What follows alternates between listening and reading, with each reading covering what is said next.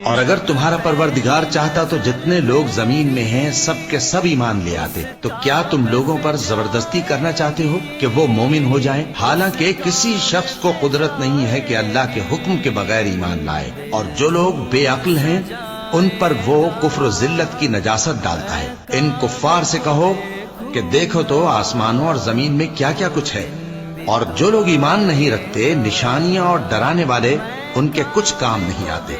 سو جیسے برے دن ان سے پہلے لوگوں پر گزر چکے ہیں اسی طرح کے دنوں کے یہ منتظر ہیں.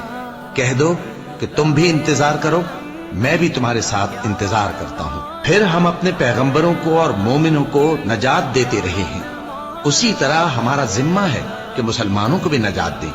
اے پیغمبر کہہ دو کہ لوگو اگر تم کو میرے دین میں کسی طرح کا شک ہو تو سن رکھو کہ جن لوگوں کی تم اللہ کے سوا عبادت کرتے ہو میں ان کی عبادت نہیں کرتا، لیکن میں اس اللہ کی عبادت کرتا ہوں جو تمہاری روحیں قبض کر لیتا ہے، اور مجھ کو یہی حکم ہوا ہے کہ ایمان لانے والوں میں ہو جاؤں. اور یہ کہ اے نبی سب سے یکسو ہو کر دین اسلام کی پیروی کیے جاؤ اور مشرکوں میں ہرگز نہ ہونا، اور اللہ کو چھوڑ کر ایسی چیز کو نہ پکارنا جو نہ تمہارا کچھ بھلا کر سکے اور نہ کچھ بگاڑ سکے. اب اگر ایسا کرو گے تو ظالموں میں ہو جاؤ گے. اور اگر اللہ تم کو کوئی تکلیف پہنچائے تو اس کے سوا اس کا کوئی دور کرنے والا نہیں، اور اگر تم سے بھلائی کرنی چاہے تو اس کے فضل کو کوئی روکنے والا نہیں. وہ اپنے بندوں میں سے جسے چاہتا ہے فائدہ پہنچاتا ہے، اور وہ بخشنے والا ہے، مہربان ہے.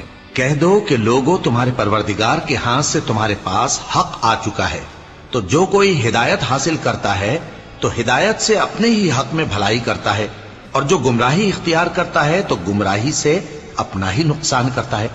اور میں تمہارا وکیل نہیں ہوں. اور اے پیغمبر تم کو جو حکم بھیجا جاتا ہے اس کی پیروی کیے جاؤ اور تکلیفوں پر صبر کرو یہاں تک کہ اللہ فیصلہ کر دے، اور وہ سب سے بہتر فیصلہ کرنے والا ہے.